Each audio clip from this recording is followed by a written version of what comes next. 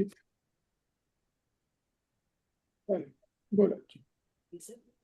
विष्णू.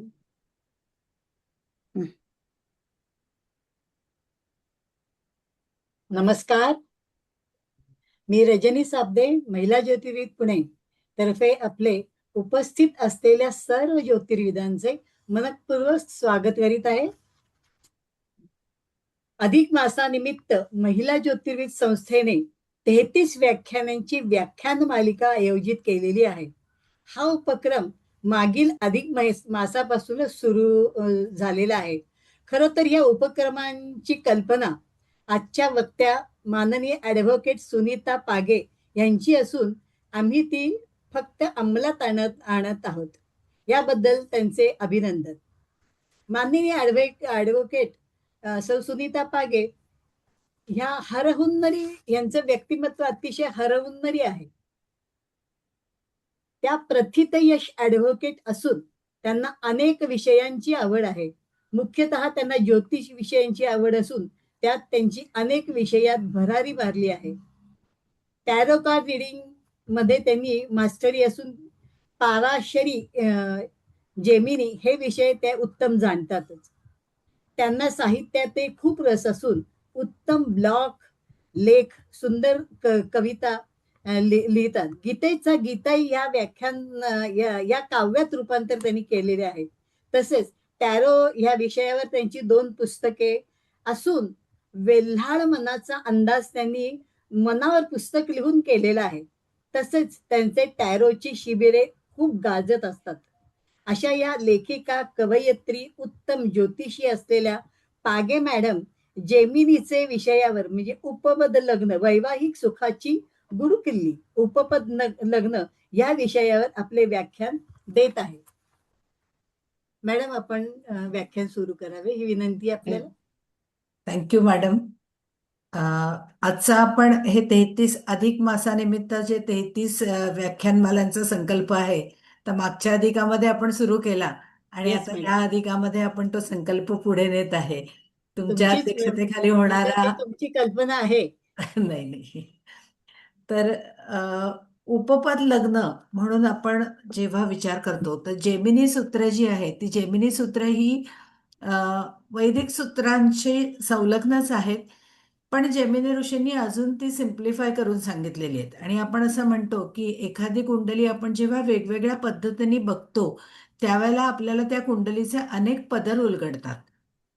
जसं आपण लग्न कुंडली बघतो फक्त, आणि आपण नवमांश कुंडली, लग्न कुंडली बरोबर वर्ग कुंडली बघतो, तेव्हा लग्न कुंडलीमध्ये ज्या गोष्टी आपल्याला लक्षात येत नाही त्या वर्ग कुंडलीमध्ये लक्षात येतात.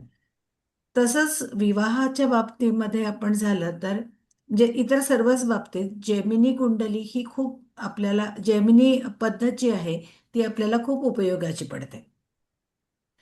आता आपण जेव्हा ज्योतिषशास्त्राचा विचार करतो की ज्योतिषशास्त्र म्हणजे काय, तर किंवा कुंडली म्हणजे काय, तर कुंडली म्हणजे आपण जसं एखादं मशीन विकत घेतो त्यावेळेला आपल्याला त्याच्याबरोबर एक युजर मॅन्युअल येतं आणि हे युजर मॅन्युअल आपल्याला काय सांगतं की हे मशीन कसं वापरायचं. समजा वापरताना काही अडचणी आले, अडथळे आले तर त्याच्यावर मात करण्याचे मार्ग काय आहेत, किंवा त्याची गॅरंटी किती, त्याचं आयुष्यमान किती, ह्या सगळ्या गोष्टी त्याच्यामध्ये लिहिलेल्या असतात. तसंच एखादं लहान मूल जन्माला येतं त्यावेळेला त्याचं जीवन प्रवास दाखवणारा अदृश्य नकाशा म्हणजे कुंडली आहे. आणि म्हणून कुंडलीचा जेव्हा आपण विचार करतो त्यावेळेला आपण ग्रह, नक्षत्र, भाव याच्या सहाय्याने माणसाचं जीवनपथ उलगडण्याचा, त्याच्या जीवनपथावर येणाऱ्या अडचणी या दूर कशा करायचा ह्याच्यासाठी म्हणून आपण ही कुंडली बघत असतो.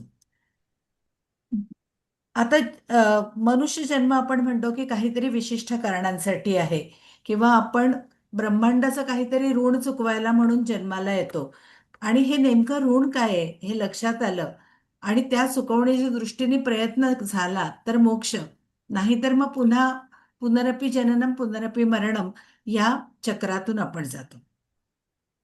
आणि म्हणून आपण जेव्हा ज्योतिषाला म्हणतो तेव्हा ज्योतिषम नेत्रमुच्यते असं म्हणतो, म्हणजे ज्योतिषशास्त्र हे वेदाचं चक्षु आहे आणि म्हणून परमेश्वराचं प्रतीक असलेले जर वेद जाणून घ्यायचे असतील तर आपल्याला ज्योतिष जाणून घेणं हे अत्यंत गरजेचं आहे. जसं गीतेमध्ये म्हटलेलं आहे की सृष्टी किंवा संसार हे एका उलट्या वृक्षासारखं आहे आणि म्हणून आपण जेव्हा प्रार्थना करतो तेव्हा आकाशाकडे बघून करतो. तसंच माणसाचं मस्तिष्क हे त्याच्या मुळामध्ये असतं आणि म्हणून ज्योतिष समजून घ्यायचं असेल तर आपल्याला ग्रह, नक्षत्र, राशी ह्यांच्या मुळाशी जाणं आवश्यक आहे आणि म्हणून ज्योतिषशास्त्र समजून घेणं ही एक आपण साधना आहे. तर आजचा हा जो विषय आहे हा जैमिनी ऋषींनी जे ज्योतिष आपल्याला सांगितलं त्याच्यामधल्या फक्त उपपद लग्न या विषयापुरता मर्यादित असा हा आजचा विषय आहे. तर उपपद लग्न म्हणजे काय, तर याच्यासाठी आपल्याला आधी आरूढ म्हणजे काय हे समजून घेणं गरजेचं आहे.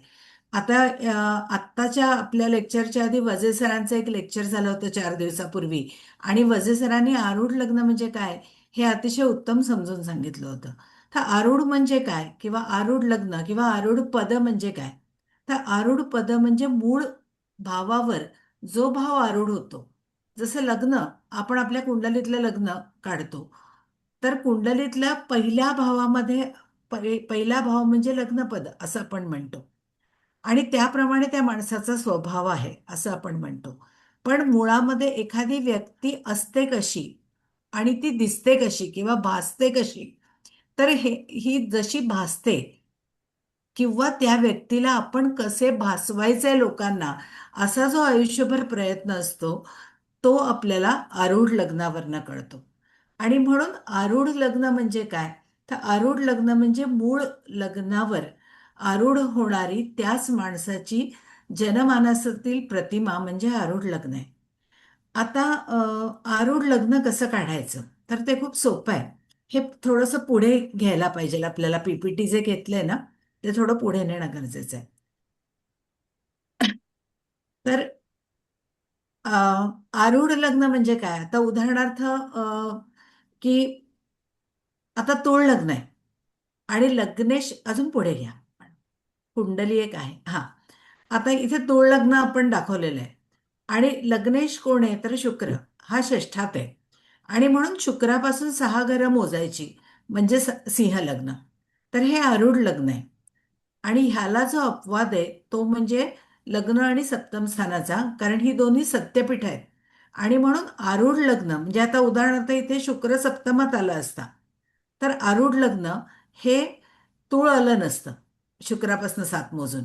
कारण काय, तर लग्न आणि सत्य हे लग्न आणि सप्तम ही सत्यपीठ आहेत, तिथे आभास नसतो, ती सत्यपीठ मानली जातात आणि मग अशा वेळेला आपण त्या ठिकाणी म्हणजे आता उदाहरणार्थ इथे शुक्र सप्तमात असता तर आपण शुक्रापासून 10 घरं मोजली असती आणि मकर मकर लग्न हे आरूढ लग्न आलं असतं आणि म्हणून आरूढ जेव्हा आपण विचार करतो ती आभासी प्रतिमा ही लग्न आणि सप्तम स्थानामध्ये येऊ शकत नाही आणि म्हणून मग अशा वेळेला आरूढ लग्न हे त्याच्यापासून दशम भाव असं मानलं जातं. तर असं हे आरूढ लग्न जे आहे ते म्हणजे काय, तर मूळ प्रतिमेवर आरूढ झालेली प्रतिमा आणि ही प्रतिमा आपण समाजामध्ये कायम जपण्याचा प्रयत्न करत असतो, सुधारण्याचा प्रयत्न करत असतो, उजळवण्याचा प्रयत्न करत असतो आणि म्हणून आरूढ लग्न हे जे असतं हे कित्येक वेळेला मूळ लग्नापेक्षा जास्त कार्यरत असतं, जास्त फोकस्ड असतं आणि म्हणून मूळ लग्नापेक्षा सुद्धा आरूढ लग्नाची फळं ही जास्त मिळतात असं आपल्याला आढळून येतं. आता उपपद लग्न म्हणजे काय, तर उपपद लग्न म्हणजे काय, तर उपपद म्हणजे व्ययस्थानाचा आरूढ भाव.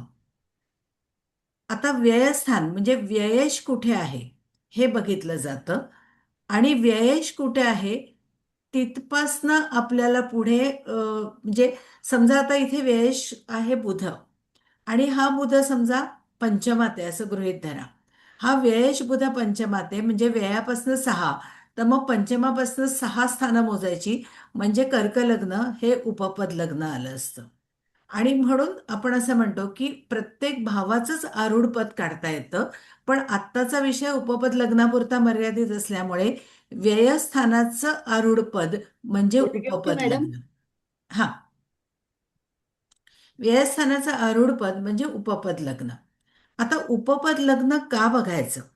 तर उपपद लग्न हे वैवाहिक नात्याच्या दृष्टीने महत्वाचं असतं. कारण व्ययस्थान म्हणजे त्याग, किंवा व्ययस्थान हे बेडरूमचं स्थान मानलं जातं. व्ययस्थान म्हणजे सोडून देणं. आणि आपण असं म्हणतो की व्ययाचा अष्टम भाव म्हणजे सप्तम भाव. म्हणजे व्यय म्हणजे एकटेपणा असेल तर जिथे एकटेपणा संपतो ते म्हणजे सप्तम स्थान. आणि म्हणून वैवाहिक सौख्यासाठी व्ययस्थान हे अत्यंत महत्वाचं आहे. आणि व्ययस्थान म्हणजे सोडून देणं. तर आपण जेव्हा म्हणतो की लग्नाच्या वेळेला आपण म्हणतो, सहज म्हणतो की काय अपेक्षा आहेत तुमच्या, तर असा प्रश्न विचारण्यापेक्षा प्रत्येकाने आपल्याला हा प्रश्न विचारला पाहिजे की मी जेव्हा एखादी भागीदारी करतोय, विशेषतः वैवाहिक भागीदारी करतोय, तेव्हा या नात्याला देण्यासारखं माझ्याकडे काय आहे, किंवा ह्या नात्यासाठी मी काय सॅक्रिफाईस करू शकतो. कारण कुठलंही नातं हे फक्त अपेक्षांवर आधारलेलं असूच शकत नाही. आणि फक्त अपेक्षांवर आधारलेलं नातं हे सक्सेसफुल होऊ शकत नाही. त्यामुळे त्या नात्यासाठी तुमची काय कॉन्ट्रीब्युशन करण्याची तयारी आहे हे अत्यंत महत्वाचं आहे. आणि म्हणून आता उदाहरणार्थ अगदीच तसंच बघायचं झालं तर आपण एखादी आता महिला ज्योतिर्विद ही संस्था आहे. या महिला ज्योतिर्विद या संस्थेमध्ये तुम्ही जर म्हटलात की मला या संस्थेचं सभासद व्हायचं आहे, मला या संस्थेसाठी काहीतरी करायचं आहे, मला तुम्ही जबाबदारी द्या, एखादं पद द्या, असं जर म्हटलं तर माझी या संस्थेसाठी काय त्याग करण्याची तयारी आहे त्याच्यावरती संस्थेतल्या इतरांशी माझे रिलेशन राहणार आहेत. त्याचप्रमाणे हे वैवाहिक भागीदारी आहे. ह्या भागीदारीमध्ये माझं काय देण्याची तयारी आहे ह्याच्यावर ते रिलेशन टिकणार आहे. आणि म्हणून आपण म्हणतो ना की तनुभाव पद विप्र प्रधानम पदमुच्यते.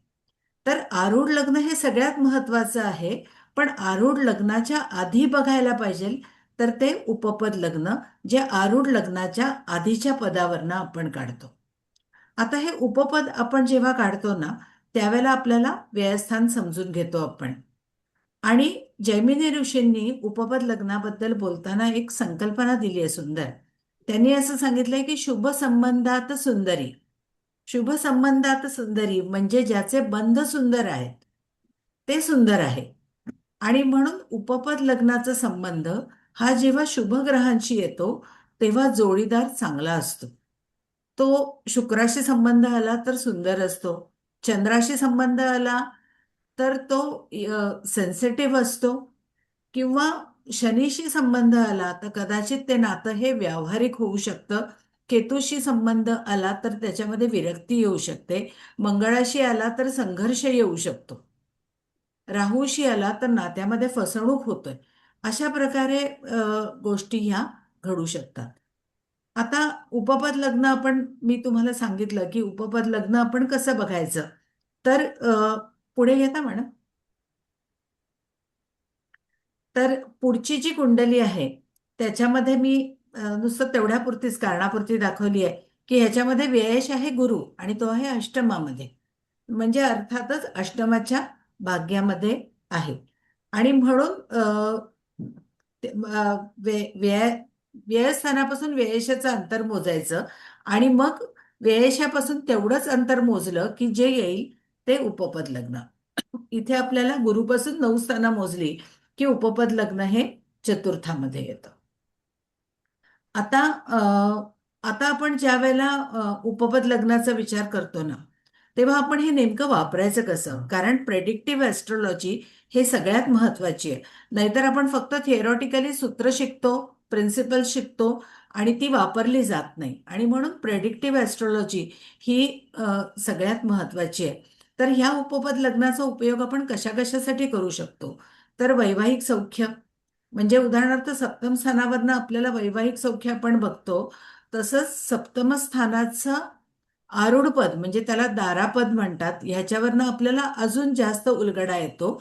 आणि उपपद लग्न आपण जेव्हा बघतो त्यावेळेला आपल्याला वैवाहिक सौख्याचा अजून बोध होतो. याच्यावरून आपल्याला बहुविवाह कळतात, वैवाहिक सौख्य कळतं, जोडीदाराचा स्वभाव कळतो, जोडीदाराचं कुटुंब कसं असेल किंवा नात्यामध्ये होणारी फसवणूक हे आपल्याला कळतं. तर थोडक्यात आपण काय म्हणतो की जेव्हा आपण इतरांच्या नजरेतून बघतो, कारण ते त्याचं आरूढ पद असतं आणि आरूढ पद असल्यामुळे याचा अर्थच असा होतो की तोच भाव तुम्ही इतरांच्या नजरेतून बघता. म्हणजे आपल्याला असं खूप वाटतं की आपण सरळ आहोत, आपण चांगले आहोत, पण इतरांना तुम्ही कसं वाटतं. तसंच उपपद लग्न म्हणजे विवाहामध्ये जोडीदाराच्या नजरेतून तुम्ही तुमची प्रतिमा बघणं म्हणजे उपपद लग्न आहे. आता आपण एक कुंडली बघणार आहोत की त्या व्यक्तीची मल्टिपल लग्न झाली, 3 लग्न झाली. तर युजली 1-2 लग्न होऊ शकतात, पण इथे 3 लग्न झाली आणि 3ही लग्न होऊन एकही लग्न टिकलं नाही आणि संसार सुख मिळालं नाही. पुढे ती कुंडली आहे. हा. तर 13/6/1967 3:38 कल्याणचा जन्म आहे. आता ही जर तुम्ही कुंडली बघितली ना, तर आता आपण ही फक्त जेमिनी पद्धतीने कुंडली सोडवणार आहे. तुम्हाला असं बघून देखील कळेल ह्याच्यामध्ये की सप्तम स्थानामध्ये केतू आहे, केतू नेपच्यून सारखे ग्रह आहेत त्याच्यामध्ये. आणि इथे पण व्ययस्थानामध्ये आपल्याला शनी दिसतोय. तर पण आपण आता जैमिनीच्या पद्धतीने आपण ही कुंडली बघणार आहोत. तर त्या दृष्टीने जर तुम्ही बघितलं तर व्ययेश गुरु हा चतुर्थात आहे. आता इथे उपपद लग्न काढायचंय आपल्याला. व्ययेश गुरु चतुर्थात आहे, म्हणजेच उपपद लग्न आलं वृश्चिक, कारण गुरुपासून 5 स्थानं मोजली पाहिजे. व्ययश आणि व्ययस्थान याच्यामधलं जेवढं अंतर आहे तेवढंच आपण व्ययशापासून मोजतो. इथे व्ययश गुरु चतुर्थात म्हणजे व्ययापासून 5 घरं, म्हणून गुरुपासून पुढे 5 घरं मोजली की येणार ते उपपद लग्न. मग गुरुपासून 5वा भाव म्हणजे अष्टम भाव आणि तिथे वृश्चिक रास आहे. त्यामुळे उपपद लग्न आलं हे वृश्चिक आलं. आता उपपद लग्नाचा स्वामी बघायचा. मगाशी आपण एक सूत्र बघितलं की शुभ संबंधात सुंदरी. आता उपपद लग्नाचा स्वामी जर बघितला तर उपपद लग्नाचा स्वामी मंगळ हा षष्ठात आहे. हा उपपद लग्नाचा स्वामी षष्ठामध्ये आहे आणि शनीनी दृष्ट आहे. बरोबर. म्हणजे थोडक्यात काय इथे जर आपण बघितलं तर वृश्चिक राशीचा जो स्वामी आहे मंगळ हा हर्षल आणि केतू ह्याच्या पापकर्तरी योगामध्ये आणि शनीनी दृष्ट आहे. म्हणजे या कुंडलीमध्ये आपण जर बघितलं तर हा उपपद लग्नाचा स्वामी हा अत्यंत बिघडलेला आहे. एकतर तो कन्या राशीमध्ये असलेला मंगळ आहे, म्हणजे तो अकारक झालेला आहे.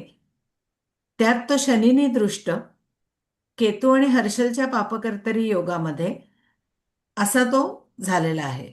आता उपपद लग्नाचा स्वामी मंगळ हा कन्या या कन्येमध्ये होऊन अकारक तर झालाच, पण द्विस्वभाव राशीमध्ये आला.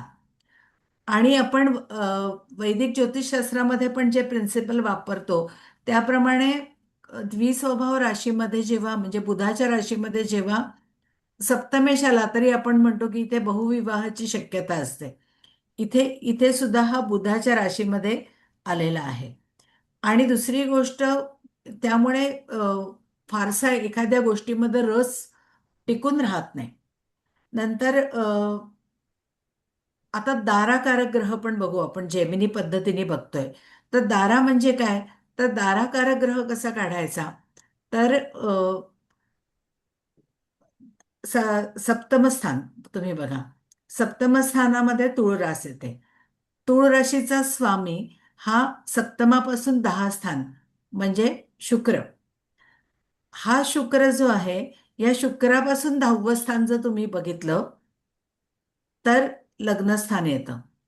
आणि लग्नस्थान हे सत्यपीठ असल्यामुळे ते होऊ शकत नाही. त्यामुळे दाराकारक इथे येतो तो शनी येतो. आता हा जो शनी आहे इथे, हा शनी सुद्धा जर तुम्ही बघितला तर तो इथे व्ययामध्ये गेलेला आहे.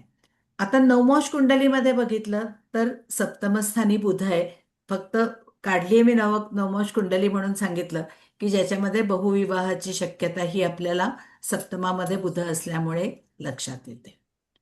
तर अजून एक पुढची कुंडली मी तुम्हाला दाखवते की जी आपण जेमिनी पद्धतीने सोडवलेली आहे. तर ऋषीमुनींच्या कुंडलीमध्ये उपपद लग्न हे कधीच ऍक्टिव्हेट ह्याच्या पुढे उपपद लग्न हे फारसं ऍक्टिव्हेट नसतं. आता हे अलीकडे घ्यायला लागेल थोडं. चंद्रशेखर सरस्वती यांची कुंडली आहे. प्रवज्य योगाची कुंडली आहे. 20/5/94चा जन्म, 13 वाजून 16 मिनिटं, तिरुवन्नमलाई. तर ह्या कुंडलीमध्ये जर तुम्ही बघितलं तर इथे उपपद लग्न काढायचं झालं तर व्ययश इथे चंद्र आहे आणि व्ययश चंद्र चतुर्थात म्हणजे व्ययाच्या पंचमात, म्हणून चंद्रापासनं 5 तिथे मीन रास आली जी मोक्षकारक रास आहे. आणि संतांच्या कुंडलीमध्ये नेहमी आपल्याला मीनेचा शुक्र हा बऱ्याच कुंडल्यांमध्ये दिसून येतो. तो मीनेचा शुक्र या कुंडलीमध्ये पण आपल्याला उपपद लग्नामध्ये दिसतोय. त्यामुळे उपपद लग्न म्हणजे मीन ही गुरुची मोक्षकारक रास. उपपद लग्नाचा स्वामी जो गुरु आहे तो गुरु कुंडलीमध्ये प्रवच योग करतोय. कारण जेव्हा एका स्थानामध्ये 4 किंवा अधिक ग्रह असतात म्हणजे ग्रहाधिक्य असतं त्यावेळेला प्रवच योग येतो. तर इथे जर आपण बघितलं तर उपपद लग्नाचा स्वामी हा प्रवच योग करताना आपल्याला दिसतोय. आणि शिवाय तो इथे गुरु आणि शुक्र यांचा अन्योन्य योग झालेला पण आपल्याला दिसून येतोय. म्हणजे मीनेचा शुक्र आहे पण तो वृषभेच्या गुरुशी अन्योन्य योग करतोय. आणि म्हणून इथे जर तुम्ही बघितलं तर उपपद लग्नाचा स्वामी गुरु हा प्रवच योग म्हणजे संन्यास योग करतोय. आणि म्हणून आपण जर बघितलं तर हा शुक्र उपपद लग्नामध्ये शनी आणि केतू ह्या विरक्ती देणाऱ्या ग्रहांच्या दृष्टीमध्ये आहे. मग अशा वेळेला आता ह्या कुंडलीमध्ये आत्माकारक ग्रह जो आहे ते आता इथे मी अंश दिलेले नाही आहेत पण मी सांगते की इथे आत्माकारक ग्रह जो आहे तो देखील या कुंडलीमध्ये शनी हा आत्माकारक ग्रह आहे. किंबहुना शनी आणि केतू हे एकाच अंशावरती आहेत. म्हणजे शनी आणि केतू हे दोन्ही आत्माकारक ग्रह झाले. आणि शनी आत्माकारक ग्रह शनी केतू उपपद लग्नाचा स्वामी गुरुच्या नवपंचम योगात आहेत. म्हणजे थोडक्यात गुरु शनी केतू हे उपपद लग्नाच्या हे हे नवपंचम योगात आहेत आणि गुरु हा उपपद लग्नाचा स्वामी आहे. आणि म्हणून आपण जर बघितलं तर ह्या कुंडलीमध्ये उपपद लग्न हे विवाहाच्या दृष्टीने अजिबात कार्यरत नाहीये. कारण ते शनिकेतूच्या दृष्टीमध्ये आहे. बरोबर आहे. त्यामुळे ह्या कुंडलीमध्ये वैवाहिक नात्याला देण्यासारखं असं ह्या कुंडलीमध्ये काही नाही. आणि म्हणून ही प्रवच योगाची कुंडली आहे, संन्यास योगाची कुंडली आहे. संन्याशांच्या कुंडलीमध्ये वैवाहिक नात्याला देण्यासारखं काही नसतं. आणि म्हणून इथे उपपद लग्न हे आपल्याला ऍक्टिव्हेट होताना ऍक्टिव्ह होताना दिसत नाही. तर उपपद लग्न आपण जेव्हा म्हणतो तेव्हा केवळ उपपद लग्नाच्या आधारावरतीच आपण फक्त कुंडली बघावी का? तर असं नाही. आपण फक्त उपपद लग्न बघितलं की सगळं होईल असं नाहीये. परंतु उपपद लग्न हे वैवाहिक नात्याच्या दृष्टीने किंवा विवाह हा विषय जेव्हा आपण अभ्यासतो आपण असं म्हणतो की बहुतांश लोक हे कुंडली दाखवायला जेव्हा जातात तेव्हा वैवाहिक समस्या घेऊन जातात. अगदी कितीही आपण विवाह हा घासून गुळगुळीत झालेला विषय आहे असं म्हटलं तरीही कुंडली बघायला जाताना अनेक लोक हे वैवाहिक समस्या घेऊन जाताना दिसतात. आणि म्हणून उपपद लग्न हे वैवाहिक सौख्याच्या अभ्यासाला एक नवीन दृष्टिकोन आपल्याला निश्चितच बहाल करतं. आणि म्हणून व्ययस्थानाचं आरूढ पद असलेलं उपपद लग्न जे आहे हे अत्यंत महत्वाचं असं आरूढ पद आहे. जर पाराशर ऋषींनी सुद्धा उपपद लग्नाविषयी खूप छान सांगितलंय त्यांनी सांगितले शुभखेट गृहे तस्मिन शुभग्रह युतेक्षिते पुत्रदार सुखम पूर्णम जायते द्विजसत्यम. म्हणजे काय तर उपपद लग्नाचा स्वामी अशुभ भावात अशुभ ग्रहांच्या युतीमध्ये दृष्टीमध्ये असेल तर जोडीदाराशिवाय राहण्याचे योग आपल्याला येतात. आणि म्हणून उपपद लग्न हे कुंडलीमध्ये अत्यंत महत्वाचं आहे आणि म्हणून हे यशस्वी नात्याची खुणगाठ आहे असं आपण म्हणू शकतो. आता ह्याच्यामध्ये ना उपपद लग्नाविषयी आपण छोटी छोटी सूत्र आहेत. तर त्याच्यामधलं सगळ्यात महत्वाचं म्हणजे काय तर उपपद लग्नाचं द्वितीय स्थान हे नेहमी जीवनाचं यश दाखवतो, वैवाहिक जीवनाचं. म्हणजेच काय तर द्वितीय स्थानी शुभग्रह असला तर वैवाहिक जीवनात कितीही वादळं आली तरी सुद्धा विवाह टिकतो. हे पुढे घ्या म्हणा. नंतर पण उपपद लग्नाच्या धनस्थानामध्ये क्रूर ग्रह असेल तर वैवाहिक जीवनाची चव जाते. आता उपपद लग्नाच्या धनस्थानी क्रूर ग्रह असेल म्हणजे समजा शनी असेल तर वैवाहिक जीवन शुष्क होते, वैवाहिक जीवनाच्या कुटुंबस्थानात. त्यानंतर मग काय होतं की कर्तव्य म्हणून ते एकत्र राहतात.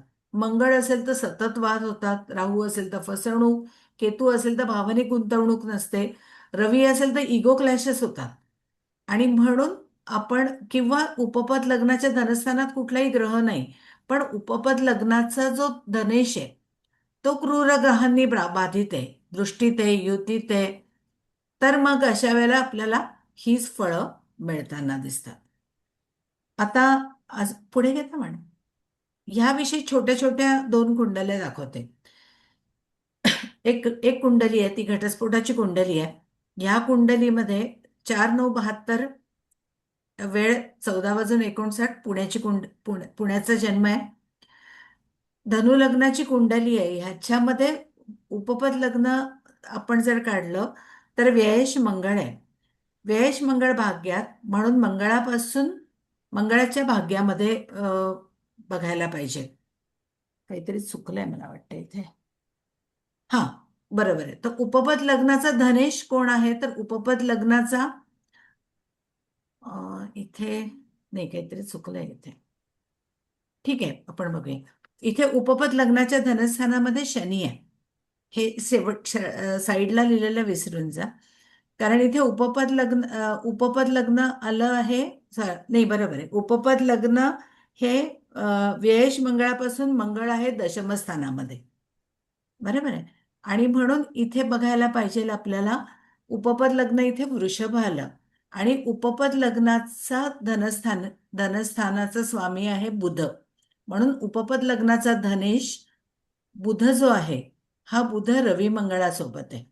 आणि म्हणून 12 वर्ष कोर्टामध्ये प्रकरण चाललं. दोघंही नवरा बायको यांच्यामध्ये प्रचंड इगो क्लॅशेस होते आणि मंगळामुळे लिटिगेशन सतत व्हायचं.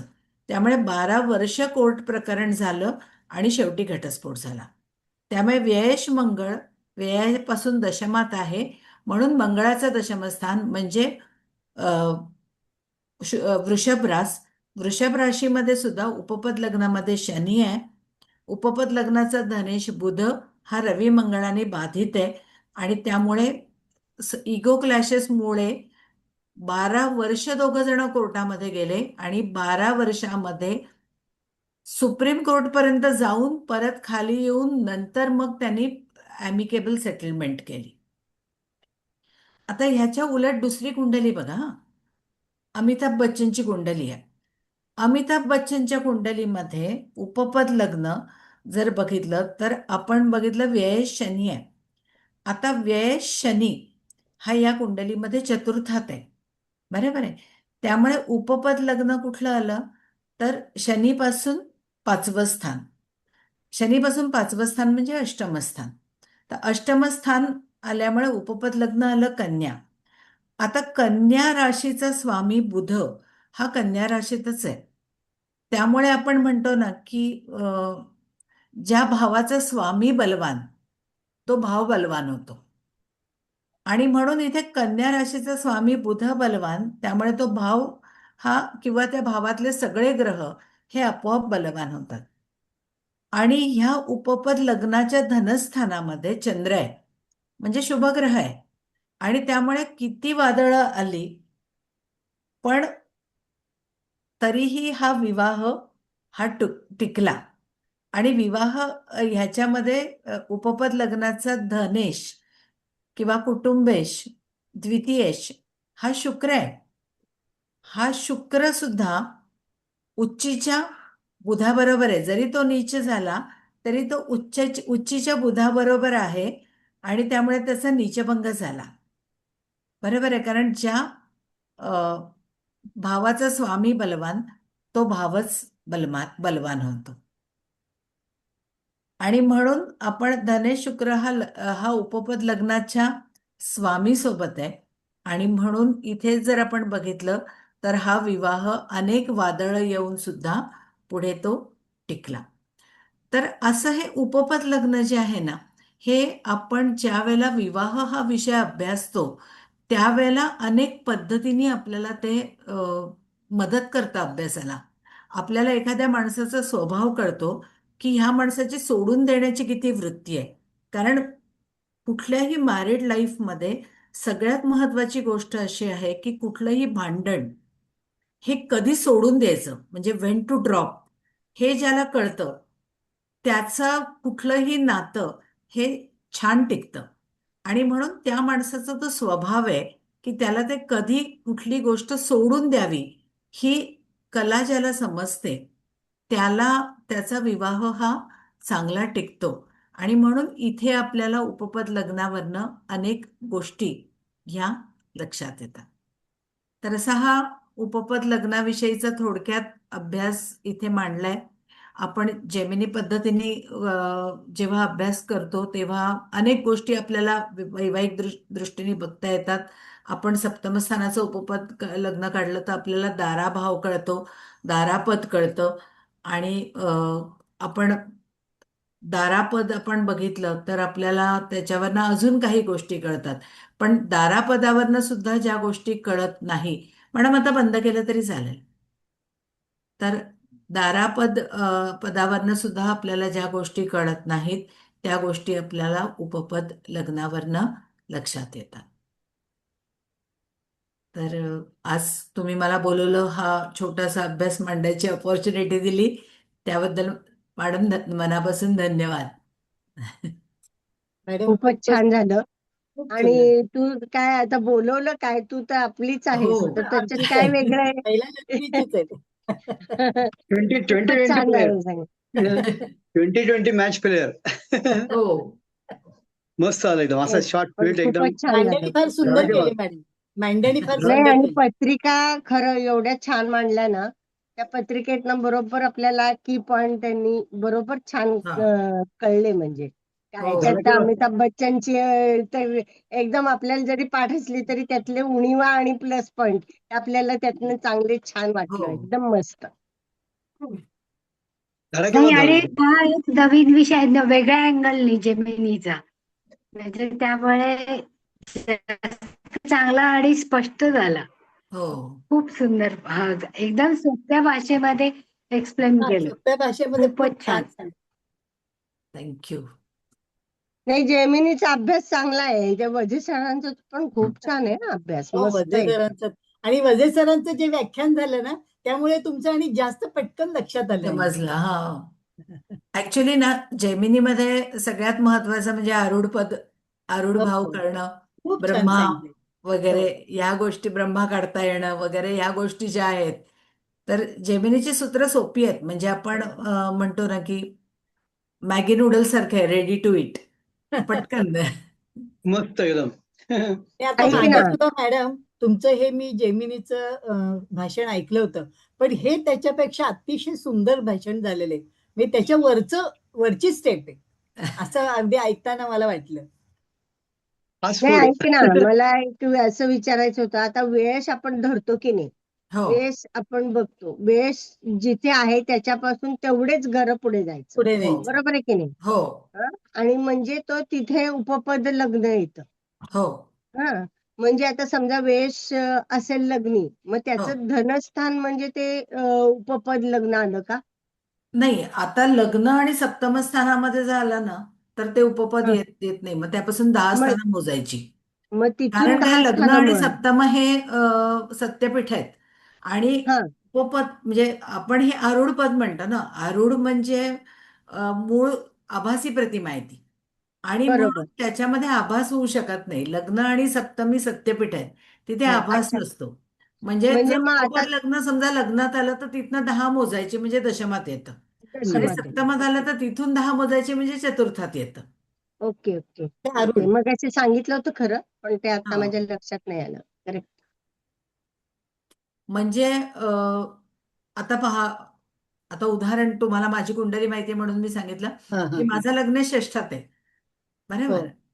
आता लग्नेश माझा शुक्र षष्ठामध्ये आहे. मग शुक्रापासून 6 घरं मोजले तर सिंह लग्न. हो जर तुम्हाला असं मी म्हणलं की माझं सिंह लग्न आहे तर तुम्हाला बरोबर पण वाटू शकतं की नाही माझ्याकडे बघून. बरोबर आहे, बरोबर आहे. अगदी करेक्ट आहे. करेक्ट आहे. म्हणजे अगदी माझं करेक्ट आहे. सिंह लग्न आहे हा हा आभास दाखवायला तरी मी सक्सेसफुल झालंय असं म्हणता येईल ना, की हे माझं नक्की सिंह लग्न नक्की. आहे असं मी ओके भासवते, पण नाहीये असं. ओके. मग खूप तसं छान पाहिलं म्हणजे तर सुनीता, माझं ते दशमात आलं म्हणजे मेष लग्न येणार. मेष लग्नाची वाटते का मी? नाही वाटत. पण आहे आहे आहे. आभासी. आभासी आहे. ओके आवाज आहे, आवाज. ओके मॅडम, खूप सुंदर भाषण केलं. मस्त अतिशय मस्त एकदम. पॉइंटने व्यवस्थित सांगितलं आणि मागच्या पेक्षाही आम्हाला खूप चांगल्या दर्जाचं वाटलं. हे आम्ही ऐकलेलं हे तुमचंच, पण हे ह्या खूपच तुमचं सोप्या पद्धतीने सांगितलं. अतिशय वरच्या दर्जाचं वाटलं मला. त्यामुळे अतिशय महिला ज्योतिर्विद, आपल्याच महिला ज्योतिर्विदचं शतशः आभारी आहे आणि खूप छान भाषण दिले, त्याच्यावर त्या धन्यवाद. लोकांनी जास्त चांगलंच बोलायला पाहिजे ना. खूप खूप खूप दिवसांनी आभासी का होईना पण तुमच्या सगळ्यांचं दर्शन झाल्यामुळे आहे नेहमी बरं आभासी. आवाज वाटलं. आहे. हो, नाही, आज खरं हे खरं दर्शन आपलं आभासीच आहे. आवाज खरं नाही, खरं सुनीता, खरं तू दर्शन झाले. मीटिंगला तरी यायला पाहिजे. काही नाही का? नाही तर निदान मीटिंगला तर यायला पाहिजे. म्हणजे तेवढ्यात तर भेटीगाठी होतात ना.